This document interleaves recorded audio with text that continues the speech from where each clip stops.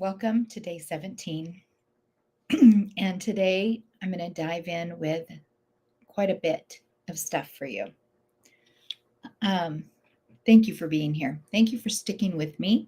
I know most people are watching the replays. It's been pretty amazing to look at the statistics and see that about 75 people a day are watching each video, not live, but on replay. And that just really touches me because it tells me something, right? We all want more love in our lives. And it just makes my heart really happy to know that my message is getting out there and that people still show up for love. We make it such a priority in our lives, right? We say love is the answer, and so many of us desire it, and it's the top three, like love, health, and wealth. Top three when you ask people what they want: love, health, and wealth. And yet we invest so little time into actually learning about it, studying it, mastering love. We we just expect to know how, and we just expect for it to show up, and we expect that we're going to know what to do. And we just don't spend very much time really immersing ourselves in the energy of love, mastering it. I mean, just listen to those words roll off my tongue: love mastery. Like, it gives me shivers. And every time I see it in print, love mastery. Yes, please. Yes, please. So, I wanted to share a little bit with you today about my true introduction to love, meaning big context love, universal love, God, divine, source energy, universe, infinite intelligence. Call it whatever you want. But for me, it was so much later in life. And I've told you my love story and I told you my beginning and my history. But when I really opened those gates, when I really connected and started to go deep into, like, okay, what is love? And it started with the decision to leave a toxic relationship and to fall in love with myself. So that's where it began. Because once I tried to fall in love with myself, it became very clear that I was operating from a toxic story about love that had nothing to do with love. It was what I thought about love. It was my story that I made up from all of my experiences. And I think we talk about that in day 2 or 3. So I actually had to go back to the drawing board and ask the question, what is love? What is love really? And then become a student of love. And when I did that, I didn't realize that I was becoming a student of the divine, that I would start to get like signs and like downloads, and I would start to really align with flow when that happened. And so in the last 8 years, I've done like a quantum leap when it comes to love. So the first 50, kind of rocky. The last 8, quantum leap in my life on every level: love, health, wealth. It goes on because I set my focus and my intention on love, mastering love, becoming love, understanding that I am love, stepping into that being. And when I did, a lot of gifts started to come. And so I want to start to talk about that. One of them is my book, A Healing Process. And we haven't even gone into that yet. It's a 4-step process, and I'm going to give that to you during this 29 days. And it'll help you get back into alignment very quickly. And that was divinely given. That was a divine download. One of the things that was created through this process was Uncaged Woman. And it was born because of this burning desire inside of me, like this longing, this, I don't know if craving is the right word, but this just deep desire to be free.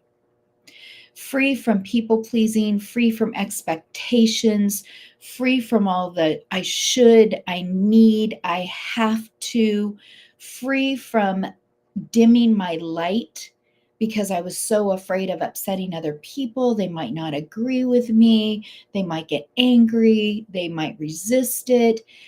I wanted freedom in all areas of my life, but it began with me. And I just kept feeling caged. I felt like I couldn't break free.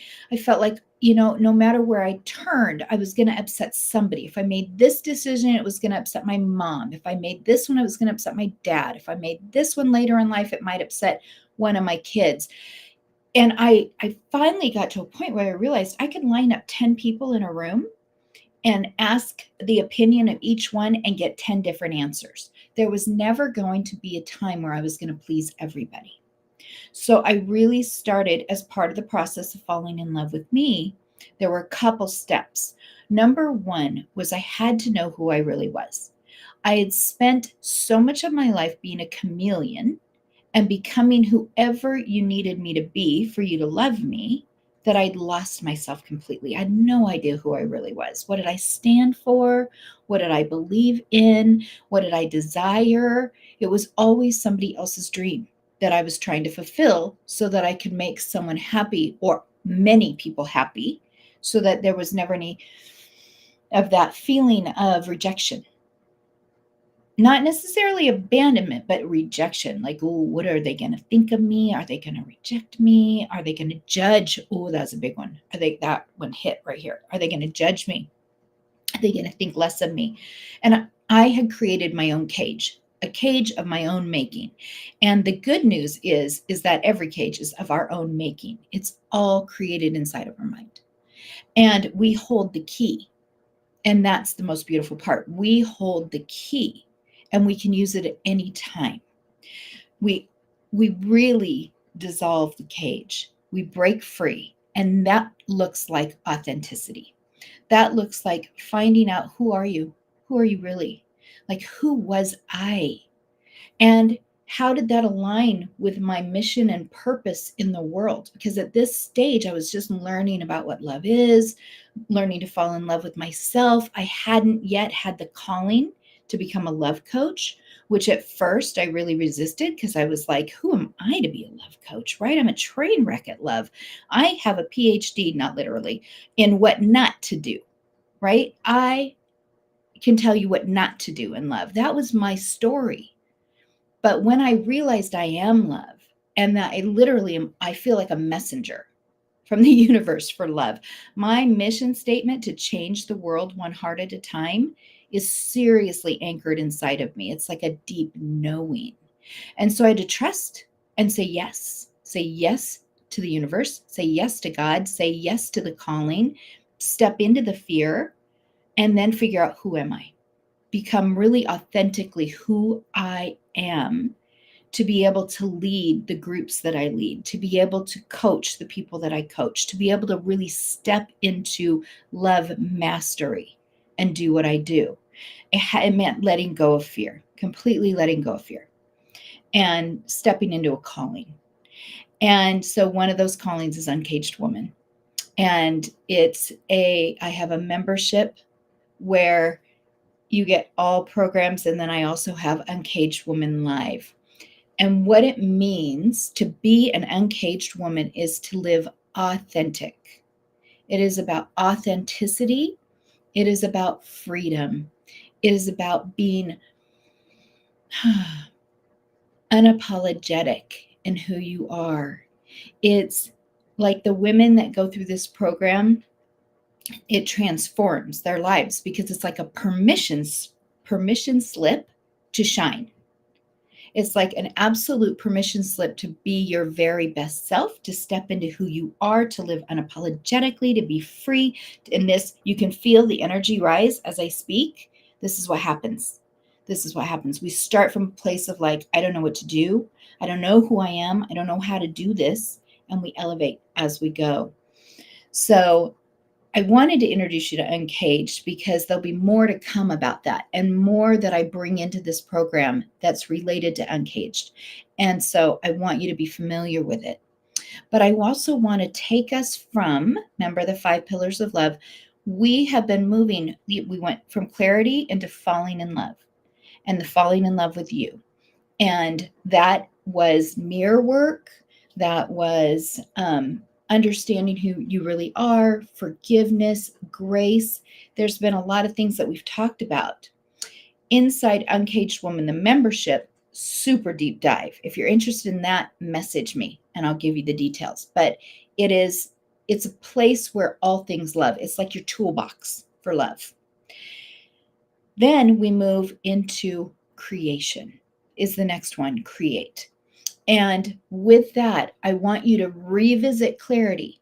So if you were doing any journaling, go back.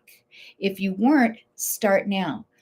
Tomorrow, I'm going to teach you how to do a manifesto. I'm going to teach you how to do a vision. Either you can do like a virtual vision board, or you can do like in a book. I'm going to teach you that tomorrow. We're going to start seeing our future. And we're going to start then implementing steps to start creating the future that we want, creating the life that we want, stepping fully into love, fully into who you are, and starting to really implement the things that you've learned in the last 16 days. We're going to start to do it. Instead of just learn it, we're going to start to do it. So I'm really excited about that. So some things to ask yourself is, what do I really want? What does my life look like when I am the artist, when I'm the creator?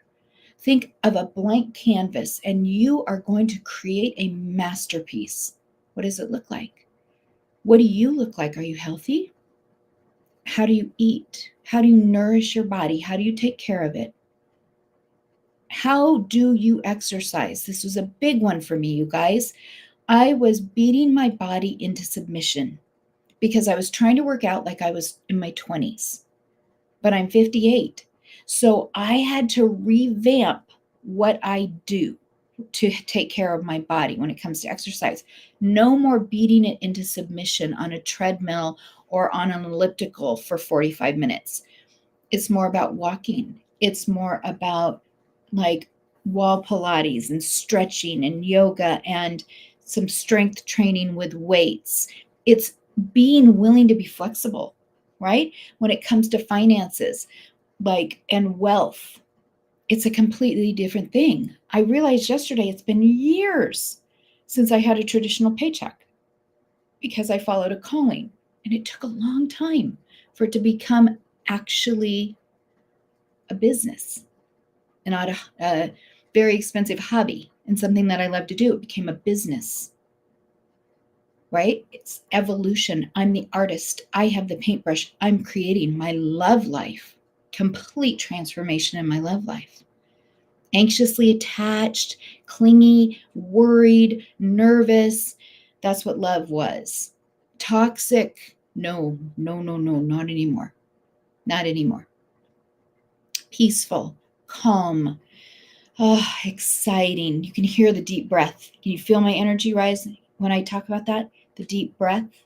This is what happens when we start to create our life, when we have the paintbrush, when we are the artist. What do you want to create? Ask yourself that question. What does it look like? Start to visualize it, because I'm going to have you start to capture these images. What does it look like? What are my days like? What is my life like in 1 year? What is it like in 5 years? What do I want to create? If I had a magic wand, what would my 3 wishes be?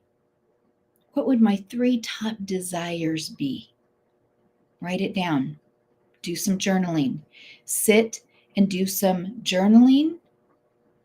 Do some drawing, some sketching, some whatever it is that's your medium, some writing. Just, I'm not an artist to draw, so sketching is not a big one for me, but it is for a lot of people. If you're into photography, go out, take some beautiful pictures. What lights up your soul?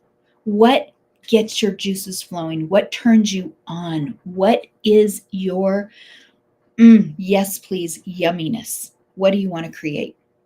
So we're going to start going into that in the create phase. And then after that is attract, where we become magnetic to everything that it says that we want, because we have clarity now. And then you're working. This doesn't mean you stop doing all the work to fall in love with yourself and your life. Of course, that's ongoing. That's like a lifelong commitment to really, just like any relationship. How do you nurture a relationship? You anticipate someone's needs, you watch out, you get to know them deeply, you ask questions, you don't stop. If you want a long-term relationship where the love grows and grows and grows and grows and grows, you grow with it. Same with the relationship with you. It's not a once and done. It's an ongoing process. It's fun. It's fun. You light candles. I got these beautiful roses for Valentine's Day. And guess what? If I hadn't gotten them from Joe, I love the little things, I would have bought them for myself. I would have, because I wanted to have flowers in here and they make me happy. And every time I walk in, they make me smile. You can do that for you. It's a journey. It's all a journey. This whole lifetime is a journey. And it just can get better and better. And it's never too late. Because, like I always say this about Louise Hay, she started Hay House when she was 65 years old. Hay House, the publishing company.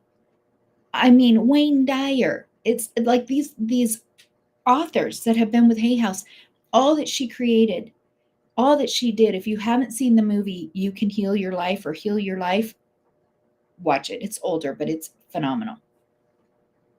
Step into who you are. Fall in love with who you are. Be unapologetic about it. What does, you could put this in the comments. What does, when you hear the word uncaged woman, and when you hear me describe it, what comes up for you? Because for me, it's excitement. It's excited anticipation. It's like, oh, yes, please. That's what I want. I want to be unapologetic, and I want to be vibrant, and I want to be sexy, and I want to be free, and I want to be like alive. I want to be alive. And I want that for you too. So thank you so much for sticking with me. Like I said, day 17, tomorrow we're going to talk about starting to really create your future. And we're going to write your love manifesto. And what's your vision?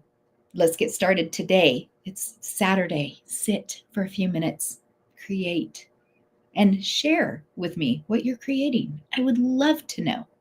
Okay, guys, have a wonderful Saturday. I will see you tomorrow, 9 a.m.